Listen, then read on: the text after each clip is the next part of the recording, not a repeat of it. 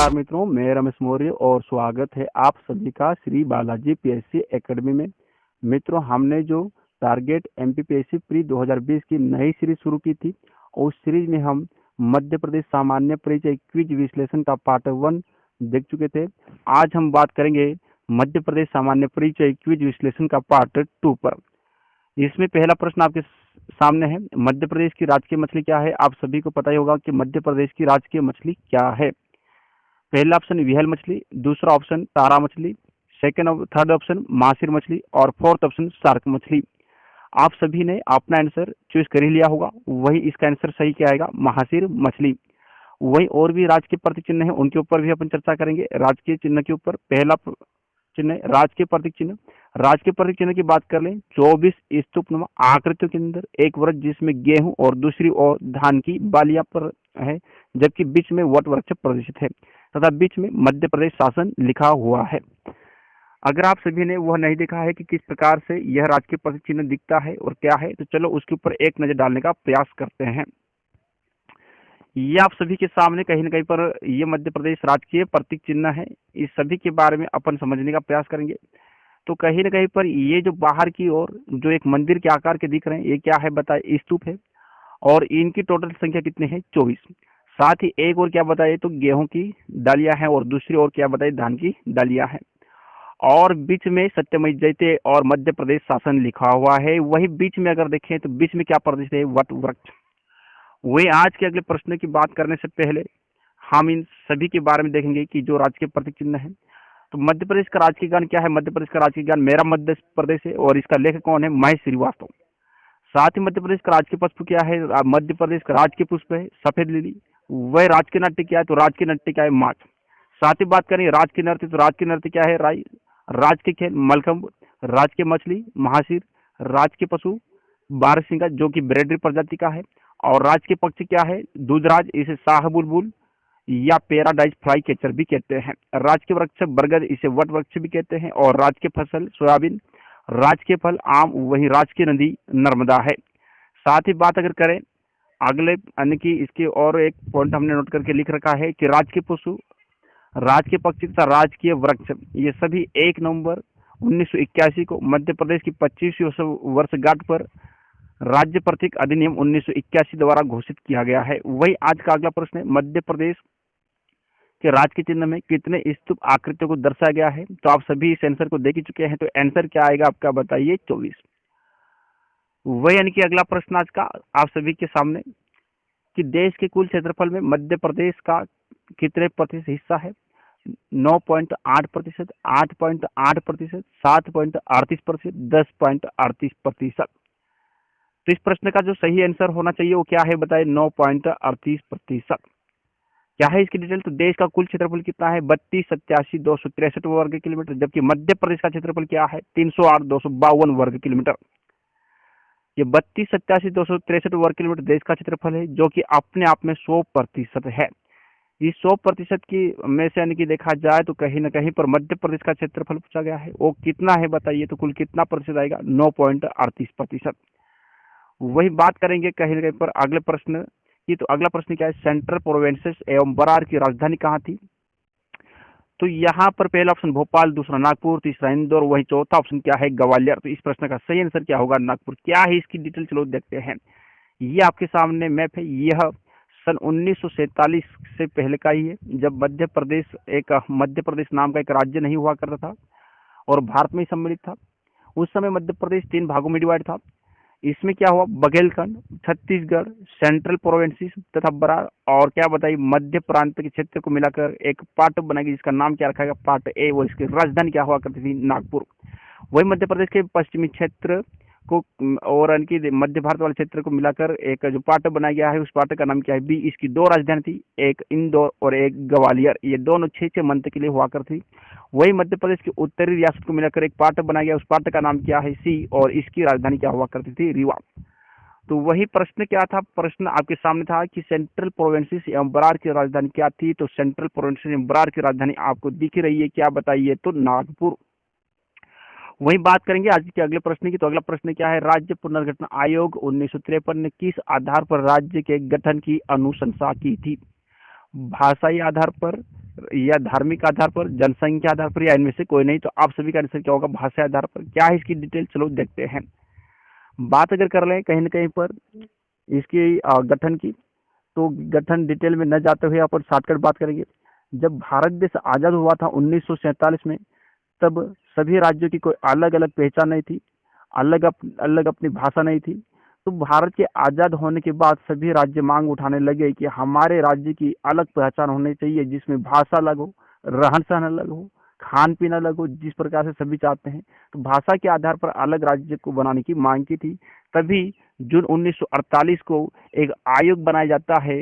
और बात किसके ऊपर चल रही है? भाषा के ऊपर। इसलिए उस आयोग की स्थापना करेंगे तो किसके ऊपर रहेगी? भाषा के ऊपर। तो उस आयोग का नाम क्या था? भाषाई प्रांत आयोग।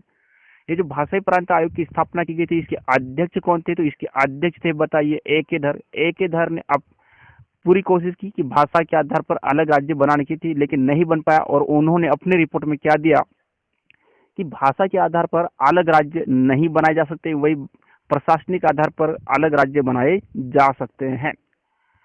लेकिन तभी दिसंबर 1948 में एक कमेटी आती है। उस कमेटी का नाम क्या है? JVP committee. और जेवीपी कमेटी की जो अध्यक्ष थे वो कौन थे, बताइए? तो पट्टाभी सीतारामैया। ये पट्टाभी सीतारामैया ही मध्य प्रदेश के प्रथम राज्यपाल था। कई बार प्रश्न आ जाता है कि मध्य प्रदेश के प्रथम राज्यपाल कौन थे? तो प्रथम राज्यपाल कौन था, बताइए? पट्टाभी सीतारामैया। वह इसके साथ दो अन्य सदस्य भी थे, जो कौन कौन थे, बताए? तो एक पंडित जवाहरलाल नेहरू और दूसरा सरदार वल्लभ भाई पटेल। बात कर ली जाए छोटी सी पंडित जवाहरलाल नेहरू की, तो पंडित जवाहरलाल नेहरू भारत के प्रथम प्रधानमंत्री थे। वही सरदार वल्लभ भाई पटेल की बात कर जाए तो सरदार वल्लभ भाई पटेल कहीं न कहीं पर भारत के पहले गृह मंत्री थे। और सरदार वल्लभ भाई पटेल की विश्व की में सबसे ऊंची प्रतिमा भी है, जिसे स्टैच्यू ऑफ यूनिटी के नाम से जानते हैं, जो कि गुजरात के केवड़िया ग्राम में है। उसकी ऊंचाई 182 मीटर है। साथ ही अगर बात करें तो कहीं न कहीं पर जब इनसे भी नहीं हो पाया, तो अक्टूबर 1952 में दक्षिण भारत के आंध्र प्रदेश से कांग्रेसी नेता पोट्टी श्री रामुलु आए थे। इन्होंने भाषा के आधार पर अलग राज्य आंध्र प्रदेश को बनाने की मांग की थी। लेकिन 56 दिनों बाद 15 दिसंबर 1952 को इनकी क्या हो जाती? मृत्यु। तभी सरकार इनकी बातों को ध्यान में रखते हुए भाषाई आधार पर प्रथम गठित राज्य बना देती है। किसको, बताइए? आंध्र प्रदेश को। तो आंध्र प्रदेश की स्थापना कब होती है? 1 अक्टूबर 1952 को। और भाषा के आधार पर बनने वाला ये भारत का पहला राज्य था। तभी अलग दूसरे राज्य भी मांग उठाने लगे कि हमारे राज्य की भी अलग भाषा होनी चाहिए। इसलिए अब क्या होगा, एक बार तो राज्य का गठन हो चुका है, इसलिए जो अगला आयोग बनेगा उसका नाम क्या रहेगा? पुनर्गठन, यानी कि राज्य पुनर्गठन आयोग। तो राज्य पुनर्गठन आयोग की स्थापना कब हुई थी, बताइए? तो 29 दिसंबर 1953 को। इसके अध्यक्ष कौन थे? तो अध्यक्ष आपके सामने है, कौन, बताए? डॉक्टर फजल अली। साथ ही इसके दो साथी भी थे, जिन्हें अपन सदस्य भी कह सकते हैं। क्या नाम था उनका, बताए? एक का हृदयनाथ कुजरू, वही एक का नाम के एम पणिकर था। राज्य पुनर्गठन आयोग ने अपनी रिपोर्ट कब दी थी, बताइए? सन 1955। और 1955 की रिपोर्ट के अनुसार भारत सरकार ने क्या किया था? भाषा के आधार पर 14 राज्य और 3 केंद्र शासित प्रदेश को बनाने की अनुमति दी थी। और इसी में अपना मध्य प्रदेश भी शामिल था। वही बात करें आज के अगले प्रश्न की, तो अगला प्रश्न क्या है? स्वतंत्रता के पूर्व राज्य को किस नाम से पुकारा जाता था? तो central provinces, north provinces, Uttar Pradesh, या इनमें से कोई नहीं? तो आपका आंसर क्या होगा? Central provinces. क्या है इसकी डिटेल, चलो देखते हैं। यह आज़ादी के पहले का ही समय का ही मैप है, तो जिसमें आप सभी को दाएं और नागपुर के बाएं और छत्तीसगढ़ के थोड़ा सा नीचे इधर दिखाई दे रहा होगा क्या? Central provinces. तो इस प्रश्न का सही आंसर क्या हो जाएगा, बताइए? Central provinces. वही आज का अगला प्रश्न क्या है, तो चलो देखते हैं आपकी स्क्रीन पर। नर्मदापुरम की संभाग का नया नाम है। पहला ऑप्शन होशंगाबाद, दूसरा ऑप्शन शहडोल, तीसरा ऑप्शन जबलपुर और चौथा ऑप्शन रीवा। तो नर्मदापुरम किस संभाग का नया नाम है? तो किस संभाग का नाम है, बताइए? तो आपका होशंगाबाद। क्या है इसकी डिटेल, चलो देखते हैं। सन 1980 में मध्य प्रदेश में 3 नए संभाग बनाए जाते हैं। ये 3 नए संभाग याद रखने के लिए आपको एक छोटी सा कहानी याद रखनी है। कहानी मत रखिए, एक छोटा सा शब्द याद रख लीजिए। क्या बताए? होबच। ये होबच से आपको सारा याद हो जाएगा। हो से होशंगाबाद, ब से बस्तर और च से चंबल। वर्तमान में जो बस्तर आता है किस राज्य में आता है? छत्तीसगढ़ में आता है। जबकि जो होशंगाबाद है, इस होशंगाबाद संभाग का नाम 27 अगस्त 2008 को बदल कर क्या रख दिया गया था? नर्मदापुरम। वही नर्मदापुरम में वर्तमान में मध्य प्रदेश में 3 जिले आते हैं। कौन से, बताए? बैतूल, हरदा और होशंगाबाद। वही बात करें आज के अगले प्रश्न की, तो आज का अगला प्रश्न आपकी स्क्रीन बोर्ड पर। मध्य प्रदेश के नवीन गठित जिला निवाड़ी में निम्न में से कौन सी तहसील सम्मिलित नहीं है? पहला ऑप्शन पृथ्वीपुर, दूसरा ऑप्शन निवाड़ी, तीसरा ऑप्शन ओरछा, वहीं चौथा ऑप्शन क्या है? जतारा। तो इस प्रश्न का सही आंसर क्या होगा बताइए। तो जतारा क्या है इसकी डिटेल चलो देखते हैं। 1 अक्टूबर 2018 को मध्य प्रदेश में टीकमगढ़ को काट कर एक नया जिला बनाते हैं, उसका नाम क्या था, निवाड़ी। वही ये निवाड़ी मध्य प्रदेश का 52वां जिला कहलाने लगा है। वही मध्य प्रदेश का 51वां जिला कौन सा था, आगरमालवा, जो कि शाहजहांपुर को काटकर बनाया गया था। कब बताइए, 16 अगस्त 2013 को। वही मध्य प्रदेश का 50वां जिला कौन सा था, सिंगरौली, जो कि 24 अप्रैल 2008 को बना था सिद्धि को काटकर। वहीं 49वां जिला कौन सा था बताए, आलीराजपुर, जो किसको काटकर बनाई, झाबुआ को। कब बताए, 17 अप्रैल 2008 को। वही बात करें तो निवाड़ी जो है, निवाड़ी के अंतर्गत जब 1 अक्टूबर 2018 को इसका गठन हुआ तो इसमें 3 तहसीलें शामिल की गई है। पहली पृथ्वीपुर, दूसरी निवाड़ी, वहीं तीसरी और जबकि जतारा यहाँ की तहसील नहीं है। वही बात कर जाए आज के अगले प्रश्न की, तो आपकी स्क्रीन बोर्ड पर कटनी जिला किस से अलग करके बनाया गया था। पहला ऑप्शन नरसिंहपुर, दूसरा ऑप्शन सागर, तीसरा ऑप्शन जबलपुर, वहीं चौथा ऑप्शन रीवा। तो इस प्रश्न का सही आंसर क्या होगा, तो क्या होगा बताइए, जबलपुर। क्या है इसकी डिटेल चलो देखते हैं। सन 1982-83 में एक आयोग गठित किया गया था। उस आयोग का नाम क्या था, जिला पुनर्गठन आयोग। और इस जिला पुनर्गठन आयोग का जो अध्यक्ष था वो कौन था बताइए, तो बीपी दुबे। वही बीपी दुबे की अध्यक्षता में मध्य प्रदेश में 16 नए जिले प्रस्तावित हो गए, लेकिन ये बने कब बताए, 1998 में। 1998 में जब ये 16 नए जिले बने तो उस समय मध्य प्रदेश के मुख्यमंत्री कौन थे बताए, दिग्विजय सिंह। कई बार प्रश्न आ जाता है कि मध्य प्रदेश में 16 नए जिले किसके शासनकाल में बनाए गए थे, तो आप सभी का सही आंसर क्या होगा, दिग्विजय सिंह।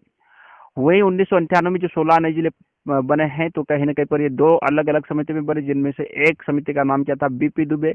वही दूसरी समिति का नाम सिंहदेव समिति। बीपी दुबे के समिति में 10 नए जिले बने।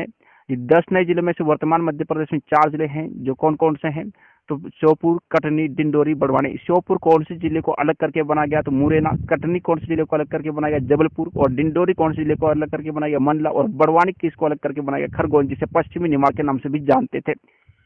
सिंहदेव समिति में मध्य प्रदेश में 6 नए जिले बनते हैं। 6 नए जिले में से वर्तमान मध्य प्रदेश में 3 जिले वर्तमान में है। वो 3 जिले कौन कौन से हैं, तो हरदा, उमरिया, नीमच। हरदा कौन से जिले को अलग करके बनाया गया, होशंगाबाद। और उमरिया शहडोल, जबकि नीमच मंदसौर। वही बात करें आज के अगले प्रश्न की, तो आज का अगला प्रश्न आपकी स्क्रीन बोर्ड पर, नीमच को कब जिला बनाया गया था, तो 1972, 1998, 1980 या 2001। तो इन चारों में से क्या है सही आंसर, तो आंसर क्या आएगा, 1998 को। वही मैं आपको समझा ही चुका हूं कि ये 1998 को सिंहदेव समिति में 6 नए जिले बने हैं। उनमें से वर्तमान मध्य प्रदेश में 3 जिले हैं, जिसमें शहडोल को काटकर उमरिया को बनाया गया है। यह आपको दिख रहा है। तो आई होप आप सभी को यह वीडियो पसंद आया होगा। अगर ये वीडियो अच्छा लगा हो तो लाइक करें, सब्सक्राइब करें और अपने मित्रों को शेयर करें। जय हिंद, जय भारत, जय आदिवासी।